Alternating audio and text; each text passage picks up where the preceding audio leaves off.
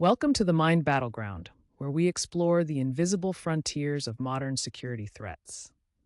I'm your host, and today we're diving into one of the most critical yet least understood domains of contemporary warfare, a battlefield that exists not in physical space, but in the human mind itself. Imagine a form of warfare that doesn't require weapons, doesn't care about borders, and operates continuously, targeting how you think, not just what you think.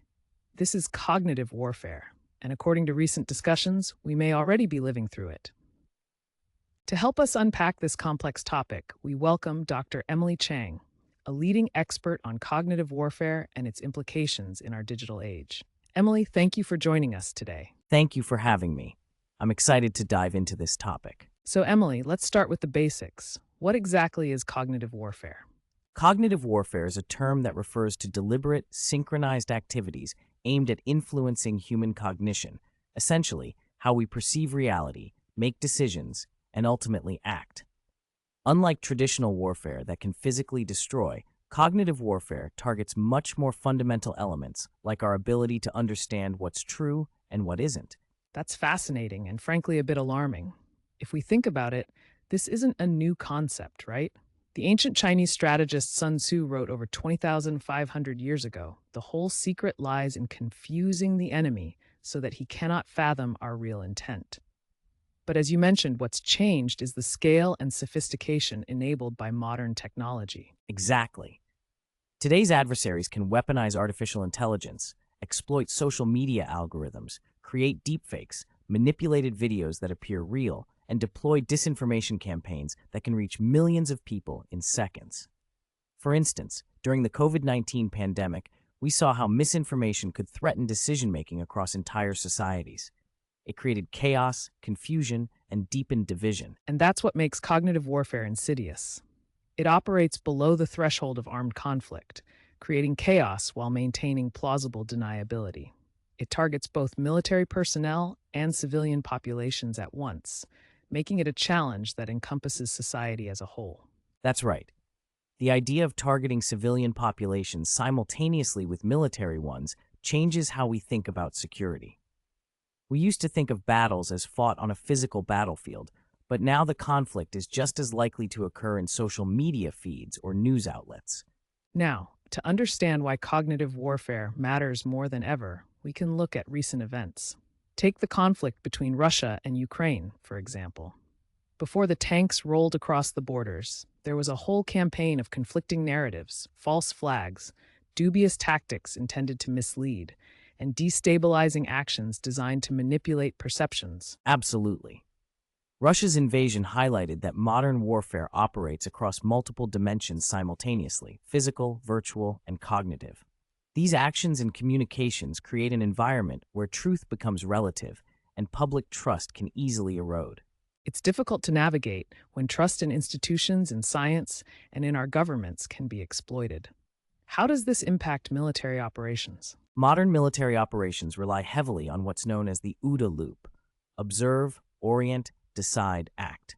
Each one of these stages can be compromised if adversaries have the ability to manipulate what soldiers observe, distort information, and confuse decision-making processes. In this way, opponents can gain a decisive advantage without even firing a shot. So, cognitive superiority has now become a critical component in determining the outcomes of future conflicts. Exactly. NATO's 2021 warfighting capstone concept pointed out that understanding and controlling the cognitive dimension may very well determine who wins in future conflicts. It places cognitive warfare among the top imperatives for military development. Let's shift gears. How does cognitive warfare operate in practical terms? Can you break it down for us? Certainly, we can visualize it using what researchers call the cognitive warfare house model. Picture a house built upon three main pillars: cognitive neuroscience, which delves into the brain mechanisms behind reasoning; cognitive and behavioral science, which explores psychology and social interactions; and social and cultural sciences that examine how structural factors shape collective behavior. Interesting visual. And what supports these pillars? Underneath, we have four cross-cutting areas acting as force multipliers. First is situational awareness, our ability to understand ambiguous and evolving events. Next is cognitive effects. These are the impacts adversaries aim to achieve, like distorting perception or triggering emotional responses. Then there's modus operandi, the methods used to achieve these effects. Lastly, we have technological enablers, artificial intelligence, big data analytics, and communication platforms that amplify these activities. The synchronicity across these elements sounds deceptive and dangerous. It truly is. Adversaries often synchronize actions targeting specific audiences. They might use social media analytics to identify vulnerable populations, unleash AI-generated content that exploits cognitive biases, and coordinate messages across platforms to create an illusion of consensus. So, sometimes the goal isn't to convince you of a falsehood, but to sow so much confusion that decision-making completely breaks down. Exactly. By creating chaos and polarization, they make coherent decision-making virtually impossible. This is where the battle truly lies. Responding to this unprecedented threat, NATO has mounted a comprehensive research response. Can you outline NATO's strategy for combating cognitive warfare? Sure. NATO has recognized cognitive warfare as a strategic research challenge. Since 2022, over 200 experts from 26 NATO allies and partner nations have collaborated on major research activities. Their objective is to degrade adversary capabilities by enhancing our own military decision-making superiority. What are the core functions they've identified? There are three. First, to ensure Allied decision-making superiority by reducing enemy influence. Second, to improve human and technological cognition, enhancing cognitive capabilities through training and tools. And third, to build resilience, allowing us to withstand cognitive attacks and recover operational performance. I think it's key that this approach emphasizes collaboration between military and civilian stakeholders. Can you elaborate on that? Absolutely. Cognitive threats don't respect the boundaries between battlefields and home fronts. Naked facts can be distorted in ways that undermine democracy.